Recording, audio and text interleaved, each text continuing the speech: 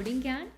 आज के इस वीडियो में हम आपके लिए लेके आए हैं ऑब्जेक्ट ओरिएंटेड प्रोग्रामिंग सिस्टम के नोट्स। तो अगर आप कंप्यूटर साइंस बैकग्राउंड से हैं, आपको पता होगा कि ये टॉपिक बहुत ही इंपॉर्टेंट टॉपिक कंसीडर किया जाता है इंटरव्यू पॉइंट ऑफ व्यू के लिए। तो अगर आप किसी इंटरव्यू की तैयारी कर रहे हैं या फिर आप प्लेसमेंट्स में बैठ रहे हैं, तब आई विल सजेस्ट यू कि आप एक बार इन नोट्स को गो थ्रू हो जाइए, क्योंकि इन नोट्स में सब टॉपिक्स हैं जो कि इम्पॉर्टेंट होते हैं। हमने हर एक टॉपिक को बेसिक डिटेल के साथ यहाँ पे प्रेजेंट किया है, हर एक टॉपिक को अच्छे से डिफाइन किया है विद एग्जांपल्स। और साथ ही साथ इन नोट्स की प्लस पॉइंट क्या है कि इनमें आपको कुछ क्वेश्चंस देखने को मिलेंगे जो कि इम्पॉर्टेंट है काफ़ी इंटरव्यू पॉइंट ऑफ व्यू से। तो एक बार गो थ्रू हो जाते हैं इन नोट्स के थ्रू कि क्या क्या आपको इन नोट्स में देखने को मिलेगा। स्टार्टिंग में आप देख सकते हैं मैंने ऊप्स के बारे में ब्रीफ इंट्रो दी है कि ऊप्स क्या है, इसके 6 मेन पिलर्स क्या क्या हैं, इनहेरिटेंस, एब्स्ट्रैक्शन, पॉलीमॉर्फिज्म, एनकैप्सुलेशन, और क्या क्या टर्म्स हैं जो ऊप्स में आपको कई बार देखने को मिल जाती हैं लाइक कपलिंग, कोहिजन। इन सभी के बारे में हमने आगे नोट्स में डिस्क्राइब कर रखा है।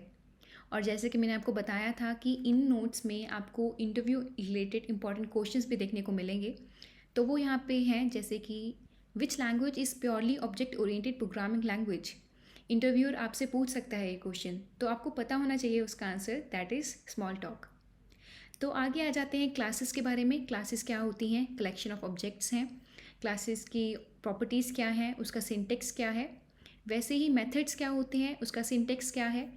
और ऑब्जेक्ट्स क्या क्या हैं, ऑब्जेक्ट्स ऑक्यूपाइज मेमोरी, उसके हर एक इंपॉर्टेंट पॉइंट जो है ऑब्जेक्ट रिलेटेड हमने यहाँ पे मेंशन कर रखे हैं। और जैसे कि मैंने आपको बताया था, हर एक टॉपिक के बाद आपको एक क्वेश्चन देखने को मिलेगा। So here it is, how to create an object. तो आपको पता होना चाहिए कि हाँ, ऑब्जेक्ट को क्रिएट करने के 5 तरीके होते हैं। तो आपको इन सभी 5 मेथड्स के बारे में पता होना चाहिए, क्योंकि अगर आप कोई टेस्ट भी दे रहे हैं तब भी आपको MCQs में ये क्वेश्चन आ सकता है। तो अगला क्वेश्चन है creating object using new keyword. तो न्यू कीवर्ड के साथ हम कैसे ऑब्जेक्ट क्रिएट कर सकते हैं, वो हमने यहाँ पे बता रखा है स्टेप बाय स्टेप। उसके बाद ऑब्जेक्ट्स को इनिशियलाइज कैसे करते हैं, there are 3 methods, using variables, methods and constructors. तो तीनों को हमने विद एग्जांपल अच्छे से बता रखा है। आपको कहीं और जाने की ज़रूरत नहीं है, आपको हर एक टॉपिक यहाँ पे मिल जाएगा। Why do we need constructors. तो इंटरव्यूअर आपसे पूछ सकता है कि हमें कंस्ट्रक्टर्स की ज़रूरत क्या है। तो आपको डरना नहीं है, वहाँ पे बड़े आराम से बताना है कि कंस्ट्रक्टर्स हमें तब यूज़ होते हैं जब हमने ऑब्जेक्ट्स को इनिशियलाइज करना हो। अब मान लीजिए यहाँ पे मैंने एग्जांपल दी है, 2 एम्प्लॉय ऑब्जेक्ट्स मैंने क्रिएट किए हैं, E1 एंड E2। अब दोनों को मैंने आईडी असाइन करनी है, डिफरेंट आईडी। अगर आप यहाँ पे ही जहाँ जहाँ पे आपने वेरिएबल को डिफ़ाइन करा है वहीं पे आप अगर इसको डिफ़ाइन कर दें लाइक एम्प्लॉय ID 101, तब क्या होगा, इन दोनों ऑब्जेक्ट्स को 101 आईडी मिल जाएगी, जबकि मुझे ये नहीं चाहिए। दूसरा तरीका क्या है, आप सोचेंगे कि मैं इनको डॉट ऑपरेटर के साथ इनिशियलाइज कर देता हूँ, तो वो भी नहीं चलेगा, क्योंकि अगर 1000 एम्प्लॉयज़ होंगे तो क्या आप डॉट ऑपरेटर यूज़ करके हर एक एम्प्लॉय को एक आईडी असाइन करेंगे? I think this is not feasible. तब आपको बताना है कि कंस्ट्रक्टर्स तब यूज़ में आएंगे। कंस्ट्रक्टर्स कैसे हेल्पफुल है, they try using parameterize constructor. Constructor के अंदर अगर आप कुछ पैरामीटर्स पास कर देंगे तब आप इस चीज़ को सॉल्व कर सकते हैं। अब जहाँ पे मैंने E1 एम्प्लॉय को ऑब्जेक्ट को इनिशियलाइज करा और उसके जो पैरामीटर्स हैं वो मैंने कंस्ट्रक्टर के विद इन पास कर दिए। तो ये फ़ायदा होता है कि कंस्ट्रक्टर क्यों यूज़ करना, ये हमारी प्रोग्रामिंग को बेटर बना देते हैं। इसी तरीके से कंस्ट्रक्टर्स कितनी तरह के होते हैं, default constructors, no argument constructor, parameterize constructor. काफ़ी स्टूडेंट्स इन चीज़ों में कंफ्यूज हो जाते हैं कि डिफ़ॉल्ट और नो आर्ग्यूमेंट कंस्ट्रक्टर में डिफरेंस क्या है। तो वो मैंने अच्छे से यहाँ पे एक्सप्लेन कर रखा है, आपको कोई दिक्कत नहीं आएगी। उसके बाद क्वेश्चंस हैं, जैसे कि मैंने आपको बताया था कि आपको जगह जगह क्वेश्चंस देखने को मिलेंगे। Why constructor does not have any return type, ऐसे क्वेश्चंस बहुत मिलेंगे आपको इंटरव्यूज़ के लिए। इनहेरिटेंस क्या होती है और इसके एडवांटेजेस डिसएडवांटेजेस क्या क्या हैं, कितनी तरह की इनहेरिटेंस होती है, मैंने उसको डायग्राम्स के ज़रिए समझाया है। और वही सब चीज़ें, कंस्ट्रक्टर्स क्या है, प्राइवेट मेंबर्स क्या होते हैं, कपलिंग क्या होती है जावा में। तो ये कुछ टॉपिक्स हैं जो कि इम्पॉर्टेंट माने जाते हैं, तो मैंने इनको अच्छे से यहाँ पे एक्सप्लेन कर रखा है। कपलिंग होगी, लूज़ कपलिंग होगी, कोहेजन क्या होती है, उसके एडवांटेजेस क्या क्या हैं। उसके बाद एसोसिएशन, एसोसिएशन एक बहुत इंपॉर्टेंट टॉपिक माना जाता है। एग्रीगेशन क्या होती है, दैन कंपोजिशन क्या होती है, ये भी एक इम्पॉर्टेंट टॉपिक है जो आप यहाँ से स्टडी कर सकते हैं। ये सभी टॉपिक्स मैंने अलग अलग सोर्सेज से उठा के कंबाइन करके ये नोट्स प्रिपेयर करे थे अपने टाइम पे, तो मुझे ये नोट्स काफ़ी हेल्पफुल साबित हुए थे। आई गेस आपको भी ये बहुत हेल्प करेंगे। पॉलीमॉर्फिज्म क्या होता है, पॉली का मतलब है मैनी, मॉर्फिज्म मतलब फॉर्म्स, तो अलग अलग तरह की फॉर्म्स, और ये कितनी तरह के टाइप्स क्या क्या टाइप्स होती हैं इसकी। मेथड ओवरलोडिंग क्या होती है, और यहाँ पे क्वेश्चन है can we achieve method overloading by changing the return type. No, reason भी साथ में हमने बता रखा है। तो ये आप अच्छे से एक बार पढ़ेंगे ना तो आपको अच्छे से समझ आ जाएगा कि ये टॉपिक में है क्या, क्योंकि हमने उसको एग्जाम्पल के ज़रिए भी आपको बता रखा है। आप इन एग्जाम्पल्स को इम्प्लीमेंट करके भी देख सकते हैं और क्या आउटपुट आएगा वो भी आप देख सकते हैं।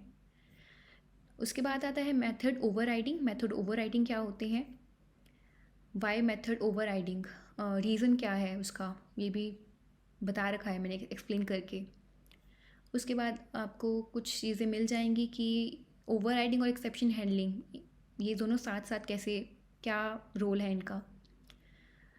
Then comes abstraction. एब्स्ट्रैक्शन क्या होता है, एब्स्ट्रैक्ट क्लास क्या होती है, और ये काफ़ी टॉपिक्स हैं जो आपको कई जगह काफ़ी कंफ्यूज करके बता रखा होता है, तो मैंने अच्छे से उनको बता दिया है कि ये क्या क्या है, एब्स्ट्रैक्ट क्लासेस क्या होती हैं, क्या क्या चीज़ें इनमें इंपॉर्टेंट होती हैं, क्या चीज़ों का आपको ध्यान रखना होता है, ये आप यहाँ से पढ़ सकते हैं। इंटरफेसेस क्या होती हैं और उसका सिंटेक्स क्या क्या है। देन कम्स डिफरेंस, दोनों एब्स्ट्रैक्ट क्लास और इंटरफेस में डिफरेंस क्या है। ये क्वेश्चन आपको इंटरव्यू में पूछा जा सकता है, तो आप अच्छे से इसको पढ़ लेना, क्योंकि मुझसे भी इंटरव्यू में यही क्वेश्चन पूछा गया था कि एब्स्ट्रैक्ट क्लास और इंटरफेस में डिफरेंस क्या क्या है। Then comes encapsulation. एनकैप्सुलेशन होती क्या है और हम कैसे उसको जावा में यूज़ करते हैं। दिस कीवर्ड, हाँ तो अभी ये कीवर्ड्स आ गए हैं कि इन कीवर्ड्स का क्या क्या यूज़ है। दिस कीवर्ड हो गया, उसके बाद आते हैं सुपर कीवर्ड, उसके यूजेस क्या क्या हैं। फाइनल कीवर्ड, फाइनल कीवर्ड कहाँ कहाँ यूज़ किया जाता है। स्टैटिक कीवर्ड, उसके बाद है स्टैटिक कीवर्ड की मेमोरी मैनेजमेंट क्या है, ये भी आपको पता होनी चाहिए, ये काफ़ी इंपॉर्टेंट है। स्टैटिक मेथड्स, ये टॉपिक्स जो हैं स्टैटिक ब्लॉक्स और ये स्टैटिक मेथड्स, ये आपको हर जगह देखने को नहीं मिलेंगे। अगर आप इंटरव्यू की तैयारी कर रहे हैं तो आप किसी साइट पे जाएंगे तो ये आपको देखने को मिल जाएंगे ये टॉपिक्स की, ये टॉपिक्स भी बहुत इंपॉर्टेंट कंसीडर किए जाते हैं। डिफरेंसेस क्या क्या हैं कुछ चीज़ों में, जैसे जावा कंस्ट्रक्टर, जावा मेथड में डिफरेंस क्या क्या है, और जावा कॉपी कंस्ट्रक्टर क्या होता है। कई स्टूडेंट्स ने ये नहीं सुना होगा, बट ये भी कई बार इंटरव्यूज़ में काफ़ी नई नई चीज़ें आपसे आपको देखने को मिलेंगी कि यार ये कॉपी कंस्ट्रक्टर क्या है। तो मैंने अलग अलग जगह से ये चीज़ों को ढूंढ के इन नोट्स में ऐड कर दिया है ताकि आपको कहीं दिक्कत ना आए। तो ये कुछ क्वेश्चंस हैं जो आप गो थ्रू हो सकते हैं। इंस्टेंस इनिशियलाइज़र ये क्या होता है, और स्टैटिक एंड डायनेमिक बाइंडिंग, ये भी इम्पॉर्टेंट टॉपिक है, आप एक बार गो थ्रू हो जाना। तो ये object cloning, auto boxing and unboxing, Java strict FP, ये कुछ चीज़ें जो हैं, ये लास्ट में जो मैंने टॉपिक्स बता रखे हैं, ये आपको एमसीक्यूज़ में भी कई बार देखने को मिल जाएंगे। सो दैट्स इट, ये थे ऊप्स के नोट्स जो आप रेफ़र कर सकते हैं यहाँ से। कहीं पे भी अगर आपको कुछ समझ नहीं आ रहा, या फिर आपको किसी टॉपिक में डाउट है, या फिर आपको लगता है कि मैंने ये टॉपिक इंक्लूड नहीं कर रखा, तो प्लीज़ मुझे कमेंट बॉक्स में बताइए ताकि मैं इन नोट्स को और अच्छे से डिफ़ाइन कर दूँ और अच्छे से यहाँ पे सब चीज़ें ऐड कर दूँ। So yes that's it, I hope ये नोट्स आपको हेल्पफुल लगे। So thank you, and please don't forget to like subscribe this channel coding Gyan. Thank you.